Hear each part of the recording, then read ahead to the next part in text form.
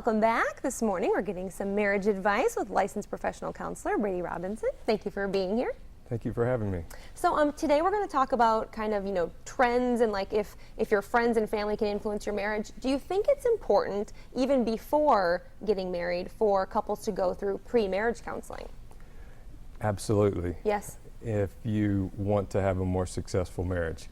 The kind of the trend, really back maybe even thousands of years, there's been a informal process of premarital counseling, but it really began to explode in the 1950s in this country with the Catholics who had marriage education classes, and pretty soon after that it really exploded throughout all denominations and religious sects. So what you see still today is most of the premarital counseling is done through clergy.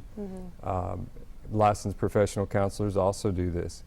And it is a very helpful process for couples to really get to know their differences. Sure. Seeing as some of the statistics that are really alarming are 10 to 15% of people get divorced, or marriages get divorced within the first 3 to 4 years of their marriage. So we do see some significant value in getting that discussion, getting some things going before marriage. I think there's some myths also about marriage, that if you maybe live together for a while and get to know each other that way through cohabitation is the technical term, that is actually proven to be a predictor of relationship dissatisfaction long term. So a helpful premarital class or counseling can educate, and so one of the most important factors of a premarital counseling program would be to educate on some of the success and failure factors that influence the relationship, such as cohabitation. That's a whole other subject we could get into someday, because there is some myths around that. Another factor that might really influence the relationship and needs to be talked about prior to marriage would be gender roles. Oh, okay. Traditional role versus more egalitarian role. So Sure. A traditional role would be divided on gender lines. So perhaps maybe the woman should cook and clean and the man should do the outside chores.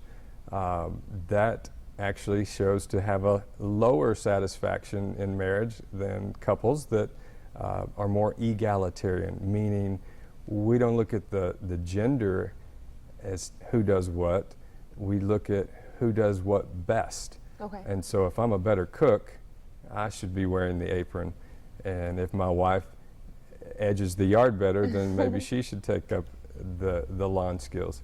And so happier marriages divide not on gender lines, but on their skill set and ability. So these are some of the really helpful things that premarital counseling can discover, talk through.